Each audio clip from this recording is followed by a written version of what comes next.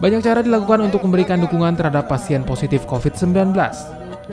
Salah satunya dengan cara bernyanyi dangdut sambil berjoget, seperti yang dilakukan oleh personil gabungan dari Polres Pelabuhan dan pihak TNI ini. Mereka bernyanyi dan berjoget bersama menghibur para pasien COVID-19 yang ada di atas KM Lambelu yang kini sedang dikarantina lantaran ada 26 orang anak buah kapalnya yang positif COVID-19 di Pelabuhan Soekarno-Hatta, Makassar. Terlihat, para anak buah kapal ini juga ikut larut dalam lantunan musik yang dinyanyikan oleh personil TNI tersebut.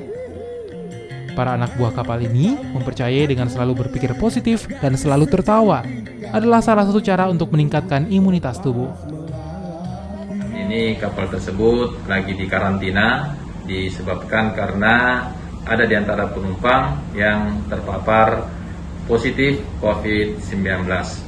Ide ini sebetulnya spontan saja dari anggota karena untuk menghibur para penumpang kapal yang saat ini terisolasi di atas kapal.